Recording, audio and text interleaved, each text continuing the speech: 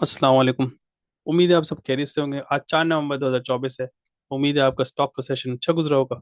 आज बेसिकली हम मार्केट की बात करें, मार्केट आज पॉजिटिव रही। दो न्यूज़ थी जिसको मैं जिक्र करूंगा इन इन अ मिनट। और उससे पहले मार्केट की बात करें, आज सारे सब पॉजिटिव था।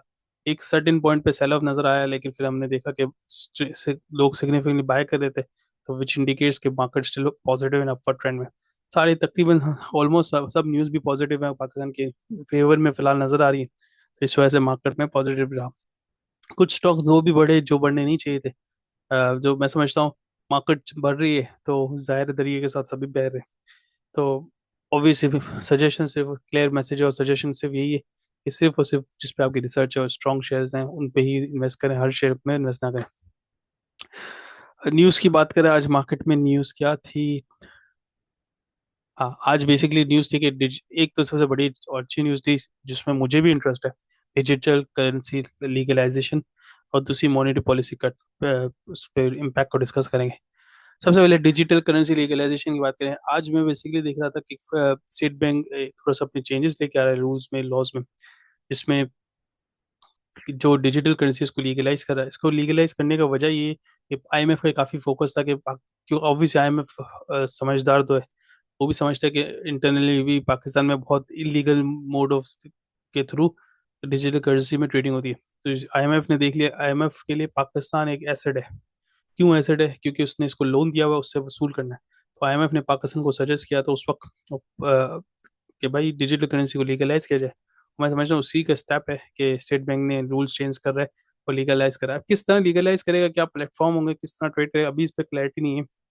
सिर्फ एक आर्टिकल था, आप गूगल पे जाके करेंगे तो आ जाएगा वो आर्टिकल, जिसमें लिखा हुआ है कि State Bank is in the process to legalise digital currency. तो अब क्या होगा, क्या है, अब स्टेट बैंक कोई प्लेटफॉर्म बनाएगा, उस पे उसके थ्रू ट्रेड कर सकेंगे इंटरनेशनल प्लेटफॉर्म से, बिटकॉइन जिस पे ट्रेड होते हैं। ये क्या करेगा, ये करंटली जो एग्जिस्टिंग ट्रेड प्लेटफॉर्म्स मौजूद हैं या किसी न्यू कंपनीज को बोलेगा प्लेटफॉर्म बनाए और ट्रेड करे, तो वो अभी आगे की बात है, अभी फिलहाल नहीं। अच्छा, इसका फायदा क्या होगा? इसका फायदा और नुकसान दोनों ही है।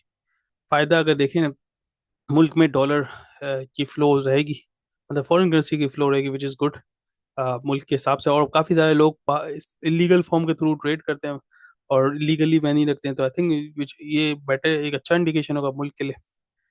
बाकी ऑब्वियसली जो लोग अपना पैसा छुपाते हैं, गलत तरीके से पैसा बनाते हैं, तो आई थिंक उनके लिए डिफिकल्ट होगा अपनी मनी को डील करना। बिटकॉइंस वगैरह, अच्छा, इसकी वजह से एक चीज जो मैंने मेंशन नहीं की, जो मैं समझता हूँ वो मेंशन है। अगर डिजिटल करेंसी पाकिस्तान में इजीली ट्रेड हो जाए या प्लेटफॉर्म मिल जाए ना, मैं समझता हूँ स्टॉक मार्केट के यूजर्स थोड़े से फिलहाल कम होंगे फॉर द टाइम बीन, और लोग डिजिटल की तरफ जाएंगे और उसमें ट्रेडिंग करेंगे। मुझे ऐसा लगता है, मेरी प्रिडिक्शन है, maybe I am wrong, but as a human psyche है, कोई नया प्रोडक्ट आता है तो लोग उस पर, आई मीन उसकी तरफ डायरेक्ट होते हैं। तो मुझे लगता है विद दैट माइंडसेट, मुझे लगता है इसमें तो स्टॉक की बायर्स उधर मूव ऑन करेंगे थोड़े से। दूसरी चीज, new business for IT sector. अच्छा, आईटी सेक्टर की जितनी कंपनीज हैं, जब ये प्लेटफॉर्म का आएगा तो बिजनेस आईटी सब कंपनीज जो पाकिस्तान ऑपरेट करी, ऑब्वियसली वही प्लेटफॉर्म बनाएगी, या वो प्लेटफॉर्म जो बना रही हुई कंपनी उसको हेल्प आउट करेगी। तो ये आईटी सेक्टर की कंपनी के लिए एक अच्छा बिजनेस है, एक नया बिजनेस है। और फिर, और इस ये और लास्ट चीज, it it will increase tax spend. मतलब इसका मुराद ये है कि भाई गवर्नमेंट की स्ट्रेटेजी और आईएमएफ की स्ट्रेटेजी क्यों थी लीगलाइज करने की, क्योंकि इससे गवर्नमेंट टैक्स डिटरमाइन करेगी। मतलब वो लोग जो इससे पैसा बना रहे हैं और कुछ दे नहीं रहे, तो उससे गवर्नमेंट टैक्स को भी वसूल करेगी उन गेन्स पे या उन करेंसी ट्रांजेक्शन पे। यही बेसिकली था। सेकंड चीज, मॉनेटरी पॉलिसी एक्सपेक्टेड था पर कम होगा, 3-4% की भी आवाज थी। जैसे मैंने जिक्र किया था लास्ट वीडियोस में अपनी, मुझे मैंने ये बोला था कि डेफिनेटली रिडक्शन होगी। इसकी वजह ये आईएमएफ का एडजस्टेड इन्फ्लेशन रेट जो कि कम होता जा रहा है, विच इंडिकेट इंटरेस्ट रेट को भी एडजस्ट होना चाहिए। अभी 2.5% का आज कट दिया, तो ऑब्वियसली इसके बाद मेरे ख्याल में 15% हो गया इंटरेस्ट रेट।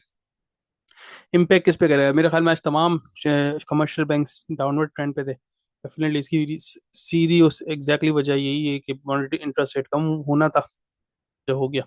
अच्छा, बैंकिंग पे मैं जैसे आई थिंक लास्ट कुछ वीडियोस पहले मैंने बताया था, बैंकिंग सेक्टर पे इसका नेगेटिव इम्पैक्ट नहीं होना चाहिए इन लॉन्गर टर्म। क्यों? क्योंकि जब इंटरेस्ट रेट कम होगा तो लोग बोरो ज़्यादा करेंगे, और बोरोइंग कॉस्ट होती है जो मैं समझता हूँ, इस हिसाब से बैंक का वॉल्यूम ऑफ ट्रांजेक्शन बढ़ेगा, बोरोइंग, लेकिन हो सकता है टेम्परी कट भी आ जाए इनकम में, लेकिन डेफिनेटली मैं समझता हूँ लॉन्ग टर्म में पॉजिटिव है बैंक के लिए। बाकी positive news for cement industry, अच्छा हमारी सीमेंट स्टील के पास बहुत सिग्निफिकेंट लोन्स है, जितनी भी सीमेंट स्टील्स है मैं एक्सपेक्ट करता हूँ आज तो थोड़ा बड़ा ही, लेकिन कल भी इसमें तेजी रहेगी। इसकी वजह ये इंटरेस्ट रेट कम 1 to 2.5% एक बड़ा इम्पैक्ट है।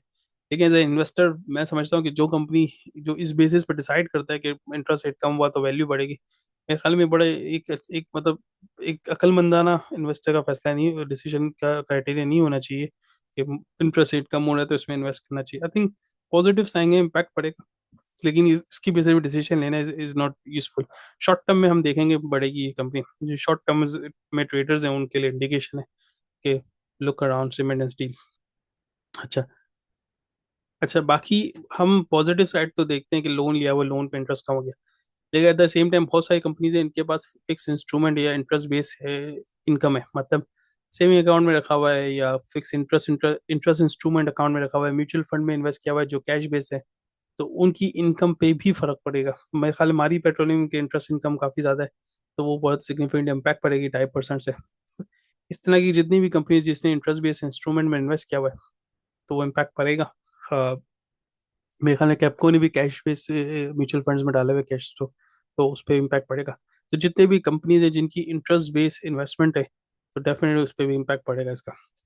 बाकी इंशाल्लाह आज यही दो न्यूज़ थी जो मैंने बतानी थी, और इसके अलावा इंशाल्लाह मैं भी थोड़ी देर में एक और न्यू न्यू पब्लिश करूंगा ना उस पर्टिकुलर स्टॉक। दैट्स इट, इंशाल्लाह फिर बात हुई। जज़ाकल्लाह, अस्सलाम वालेकुम।